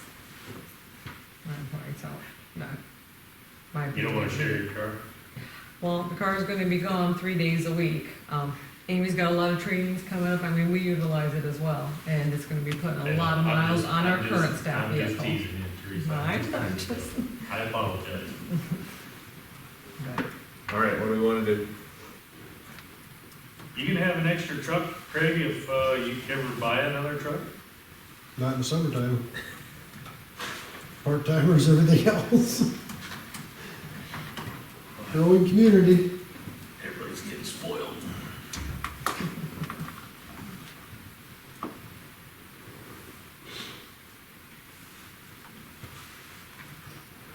Well, hearing nothing, we're gonna let him drive his own vehicle for a while? Or No, I'll make a motion that we, buy a vehicle and increase the spend limit to $20,000.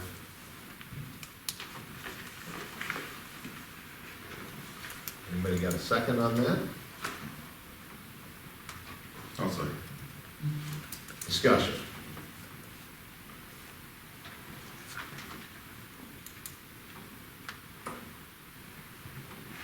Hearing none, we'll vote. Monahan? No. Brenneman? Yep. Randall? No. Keel? Yes. O'Hara? Yes. And I'm a yes. Go see if you can find one. That's not enough. Yeah. Oh, one, okay, yeah, I was thinking of, never mind, sorry. You want us to come back or just buy if we see it? We'll have time to come back. I'm gonna say, Motion was to approve and spend $20,000, Okay. so Okay. All right? I would assume that means you can do it. While we're on the topic, while we're on the topic, I mean, Mark's talking about a truck, four-wheel drive, ladder, tools, set it up the way you want. Travis mentioned a minivan. Somebody mentioned Paul Clark, you know, he uses his private vehicle, I believe, which is I think Dodge Durango. Dodge Durango, that's a far cry from a half ton or a three-quarter ton pickup. So I guess I'm curious, I'll ask for Craig or whoever's shopping for said vehicle, exactly what segment of the used car or truck marketplace are we looking? Are we just looking for anything? I mean, you can probably buy a used Corvette for under $20,000, but doesn't seem very practical.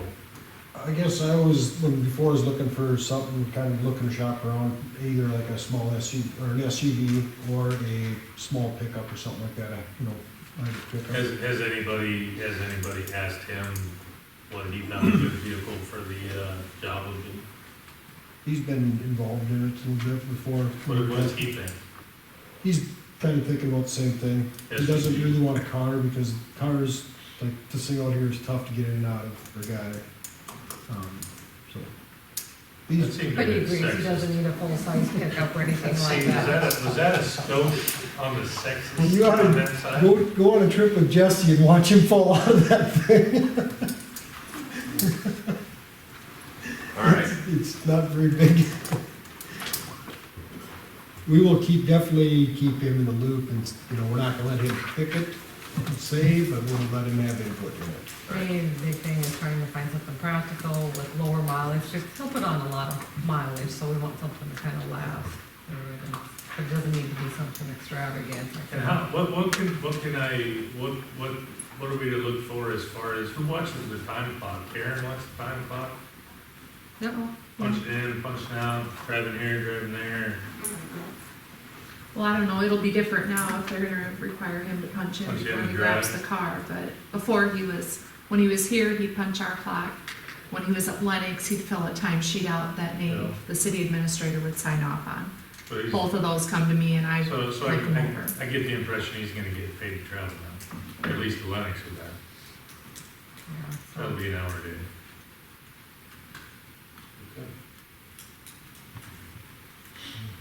And that'll be on Lennox with time.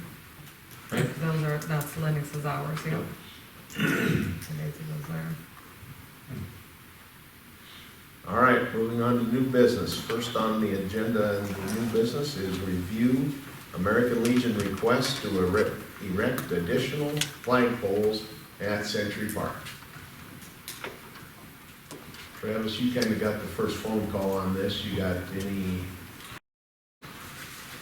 Yeah, Jerry Price from the American Legion reached out to me, and there's two branches of service missing from our current display over there. There's the Coast Guard and the Space Force. And I was just at the Alliance last week for some training, and they have them there. So apparently it's everybody's trying to get on board. Legion there has it, so. Let's see, Craig gave me the background on that, but at one time they fundraised, in a nutshell, they fundraised for all of that. City's maintained it ever since.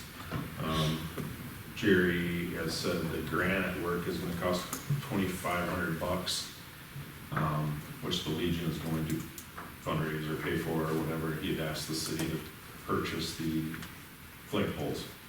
And was it $2,500 bucks each, Well, or? no, what I found out, when I went out and measured them, made sure we're getting the exact same flags, that are same poles, what's there now, so they match. We're looking at, for two flag poles, be the collar and the flash collar around it, with shipping, $1,500 to $1,600 would be pretty close for both of them. Then your flags are gonna be, we always buy the flags, they're usually about $20 or $30 to $40 probably per flag. Oh, the city buys the flags too? Yeah, we maintain all the flags in town, not all of them in town, but all the No, city ones, those. yeah. True. So, yeah, so, like I said, poles, be a 20-foot pole, 3-inch diameter with, flash collar and everything like that, and with the, sleeved, set it in, concrete in, that stuff, well, I suppose with concrete and everything, 16, 17, to do it all, finish it all. Total for both. Yeah. City labor puts it up to 2,500? Oh, that'd be cheap. I mean, our labor's cheap. There is also, along with that, Barb Fowler has a $500 scholarship, basically, that she had her donation or whatever that she wanted to put toward a project, and I did talk to her about that, and she'd be willing to put it toward this. Who's that? Barb Fowler. Oh, She good. got the Power of Hope Award a Sure. couple years ago, Yeah. and so We've been trying to find a she project for donated it. $500 to the city, and, yeah, we've just been trying to find a project that she would like, and And she's involved with the she likes this. Sure. Legion, Oh, yeah. Legionnaires and stuff, so. I tried to get Jerry here, but they're having their meeting and it's officer election night, and so. So that money would be available to this project if that's what we do, so. So net out to the city, probably 1,300 to 1,500, Yeah, that range? most, very most,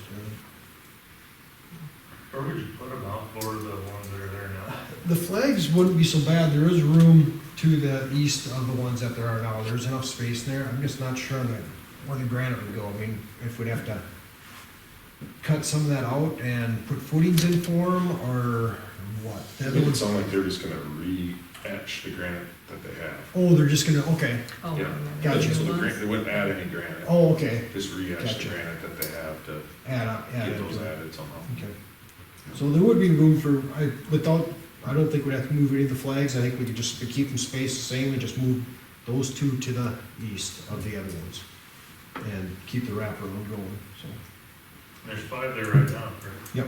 How many flags are on each pole? There's just the one military in each one, and then the, main one with the American flag on it, has got the, I think it's got the American and the POW on it, I don't think it has the South Dakota flag on it, can't It's got the POW MIA flag on it.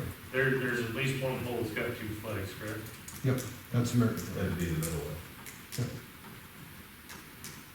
Yep, this one out here's got American and South Dakota flag on it. All right, any motions or actions from the council?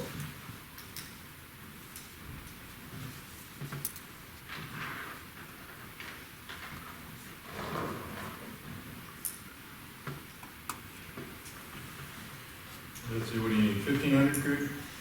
That'd be more than enough. Motion to approve up to $1,500 for the Legion request for additional flags in Century Park. I'll second. Any discussion?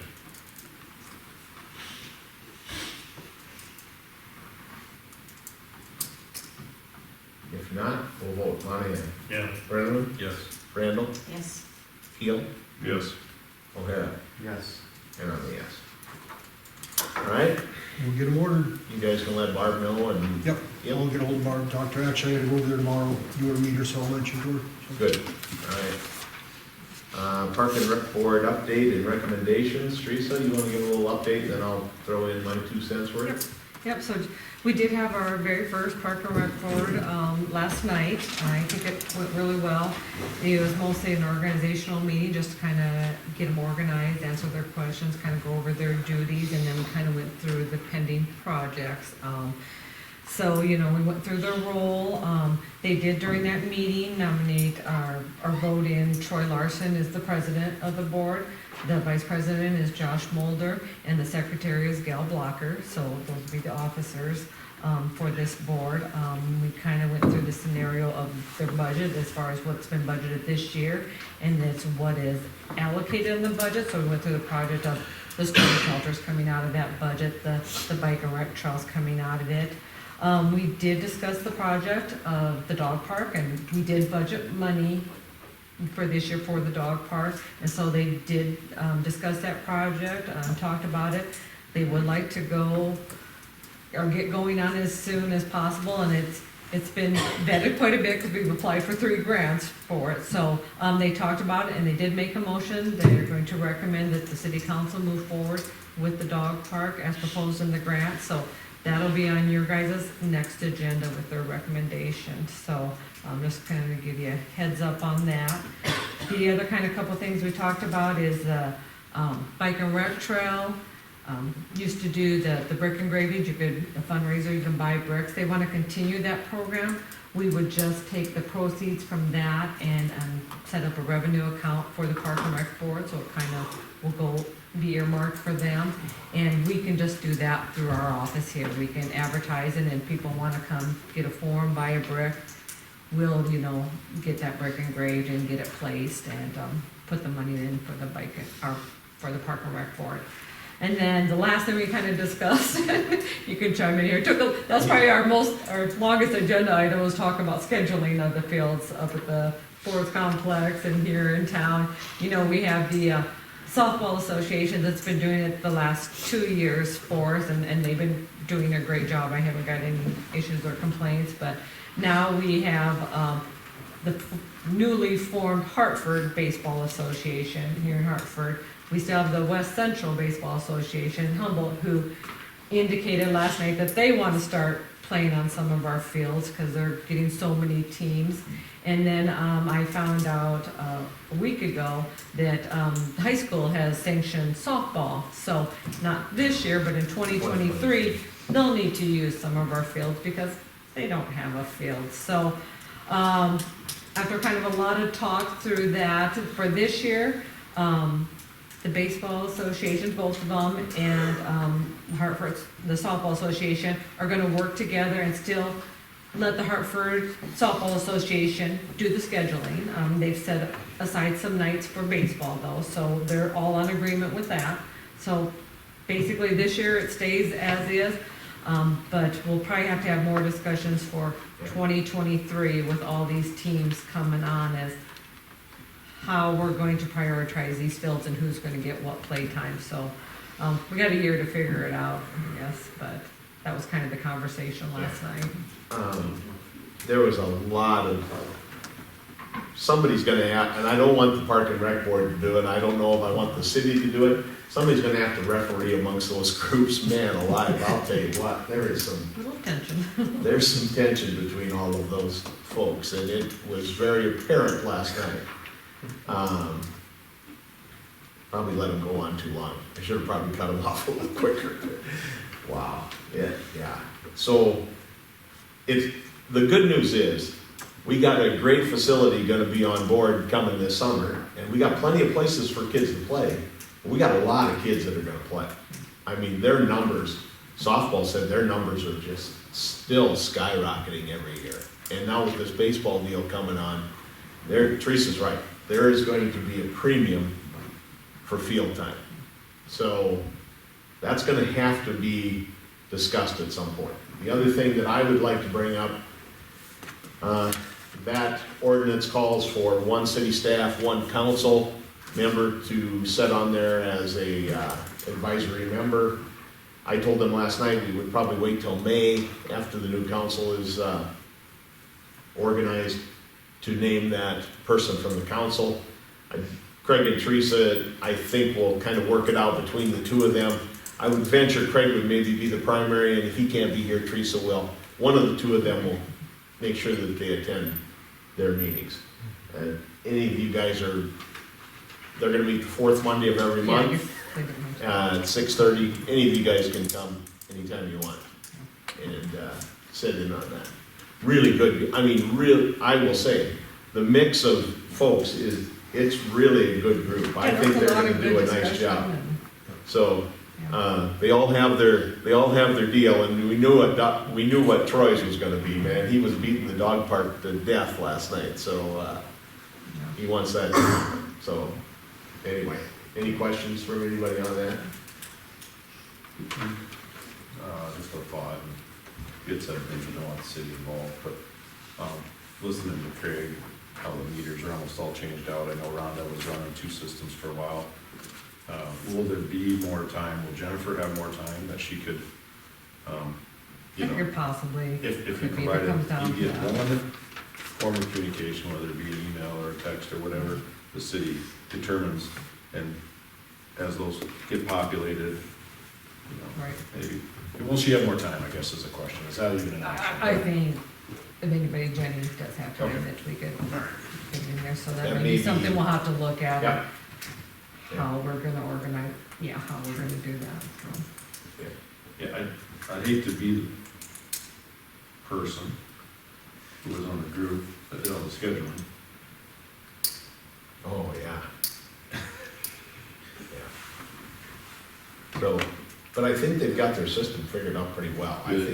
I think their deal works pretty, the softball. Google Drive or? Yeah, I think that's what they're, Yeah, we're using the same. Google Drive, I think is what they're using, yeah. So, all right. Discuss possible rebranding. Well, I just threw this on the agenda just maybe to get some discussion going. You know, we had budgeted 50,000 at, you know, in August when we did the budget for rebranding. I know there's some discussion about your city logo or whatnot. I don't, you know, it kind of got me started thinking about it as we were talking about repainting the water tower.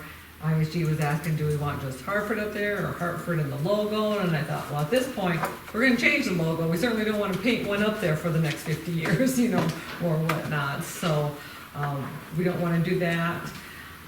I guess just I wanna start the discussion. Do you guys wanna look, are we looking at rebranding our new logo? And do you want me to start looking into different companies that do that? Or is it just the logo we wanna change? Look at different artwork? I mean, or do you not? I guess just want some input. Or what do you want to let the next council talk about it? What do you think, Amy? I think it would be great to rebrand.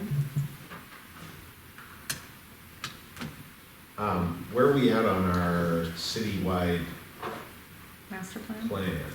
I think I'm waiting for a final yet, and then we're gonna bring it again to the community, and then we'll be ready to roll it out. Okay. And downtown Hartford, DHI is.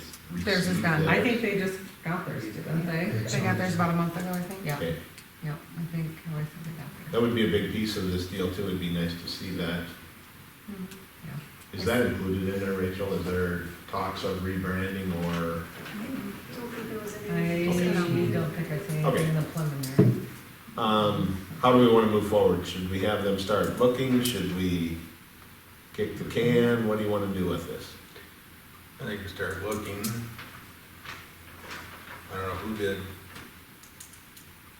the downtown, said downtown, it's got We didn't rebrand. a new logo or, We didn't know, I don't even think we have. a oh, logo. I misheard you guys. Yeah. I think we made our own, no, I was asking if they got their their study that they did. Oh, Yeah. I would say start doing some research. Research, Yep. Firm. companies that Yep. do logos and whatnot, okay. Everybody all right with that? Yeah. yeah. All They're right. shopping for a new car. Or a used one. yeah. All right. Anything else on that? We're not painting that tower this year. Yeah, we're Yeah, we painting are. it, sure. I thought we had that on.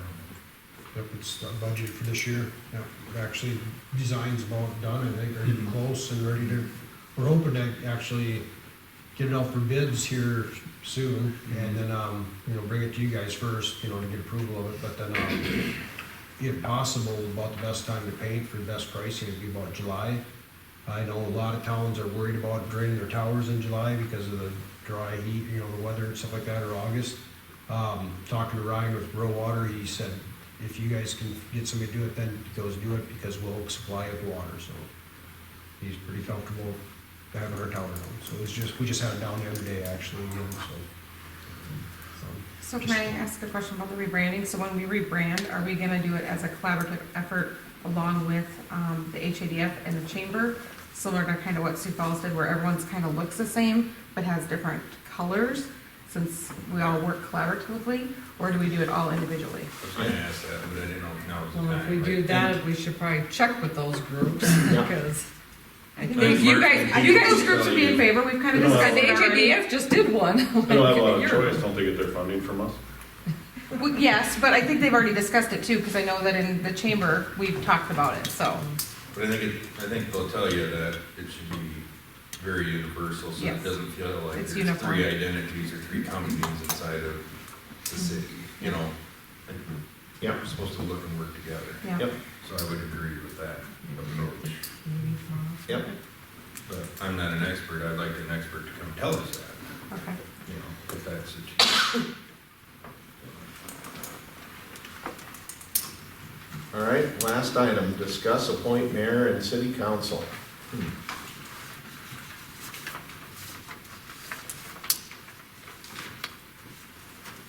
We know that it's in the hands really of the council to make the appointment of the mayor after Jeremy's resignation. And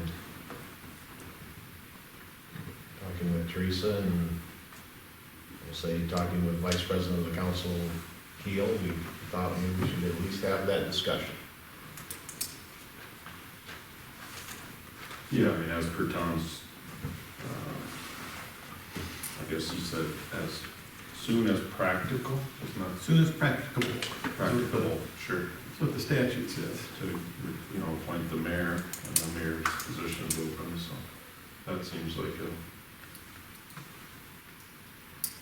I mean, other than, yeah. And the mayor has 1 term of mayor position. Year. it'll yeah, be till through- 2023 next That year. is a 2-year rotation. Yep. Yeah, through May of 2023, right? Yes.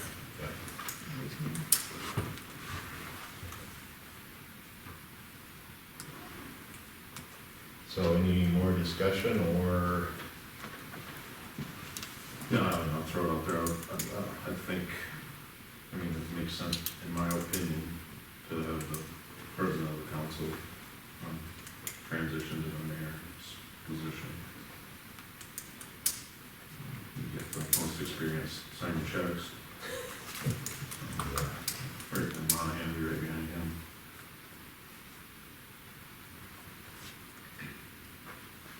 I agree with that. So is that a motion? Motion to appoint Arden Jones to fill the vacancy created by Jeremy for the mayor. I'll second. Any discussion?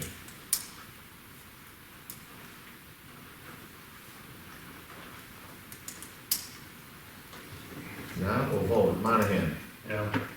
Brenneman, Yeah. Randall, Yes. Keel, Yes. O'Hara. Yes. Since they all voted yes, I'll abstain. How's that sound? Well, thank you. Second part of the puzzle, Travis, I'll let you run with that, or at least start that conversation on the city council spot. Oh, yeah, so with Arden's position coming up in Ward 3, and Cindy Matson having pulled a petition, she said she would be willing to fill that open council position to get, you know, kind of get running. So if there's no objections to that,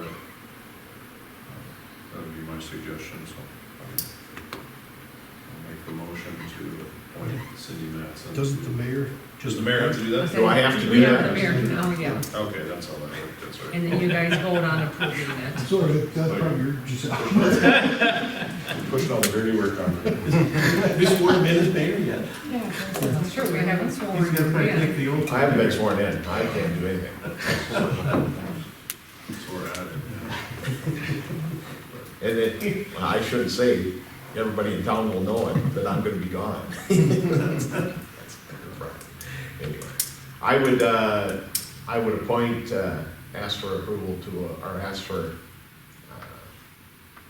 a vote on the appointment of Cindy Mattson to the remaining 2 months, I guess that's what we'd say, or through May Just be May of this, yeah, of 2023 for the Ward 3, 2022, yeah. 2022, Ward 3 spot vacated by my appointment, or by Joan's appointment as mayor. How's that? That make sense? Tom, did I get all the right words? I'll just look, I'm just gonna pull the statute, make sure we're.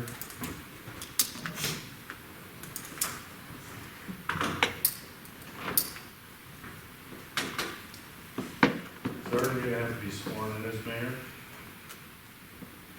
Yes. But I don't think an appointment can be made to that seat until he's sworn in, correct? I don't think he Can. so I think it's the council that will appoint will fill the vacancy. I'm just gonna. Because it would create a vacancy, so the council would fill the vacancy, right? But it won't create a vacancy until Arden's sworn in as Huh? mayor. That's how we did it last year. That isn't how we did it. Mayor Manning was appointed. I was gonna say, I think the mayor.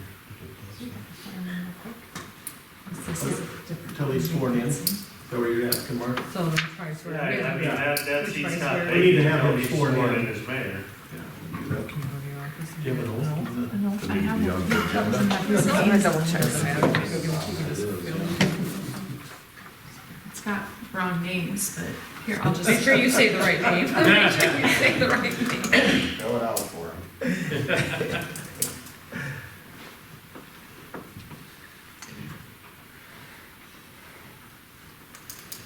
Well, we want to make sure we do it right.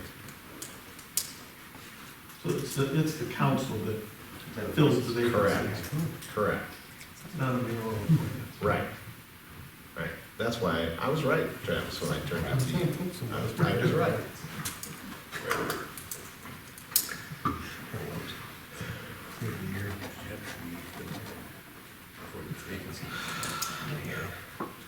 Council still does the contract. Yeah, right.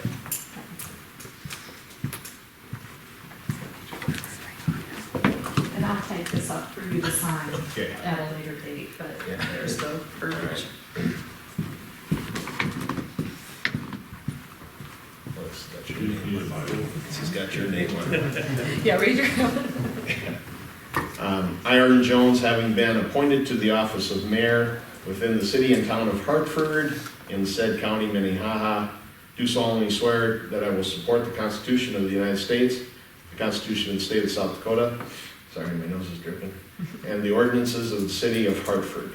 And I will faithfully and impartially, to the best of my knowledge and ability, perform all the duties of the office of mayor. How's that? All right, now we'll go back. The council will make that, appointment. So then I would entertain Make a motion to appoint Cindy Mattson to fulfill the term vacated by Arden Jones in Ward 3. I'll second. any discussion. So Tom, the council makes that as opposed to the mayor? Yes. The council appoints the, or fills the vacancy. Is filled by the remaining members of the governing body, so. Yeah. All right, any more discussion? If not, we'll vote. O'Hara. Yes. Keel. Yes. Randall. Yes. Brenneman. Yep. Monahan. Yeah. And, oh, I don't have to say it. You don't get no vote anymore. It's all gone. Digging that. Digging that. We have no other new business.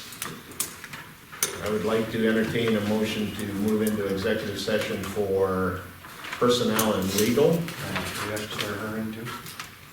We can do that. She'll be here at the next meeting. You'll hear at the next meeting. We'll have hers ready for the next meeting. He's gonna be gone, so we need to get his. I'm gonna be gone. Yeah. Did you guys hear me? I'd entertain a motion to move into executive session for legal and personnel. So moved.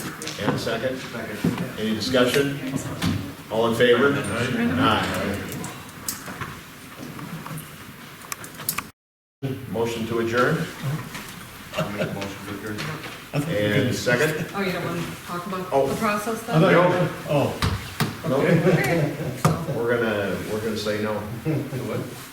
Talk about the process, we're just gonna say no. We have a motion to adjourn, did we get a second? Second. Any discussion? All in favor? Aye. All right, sorry about that. Thank you.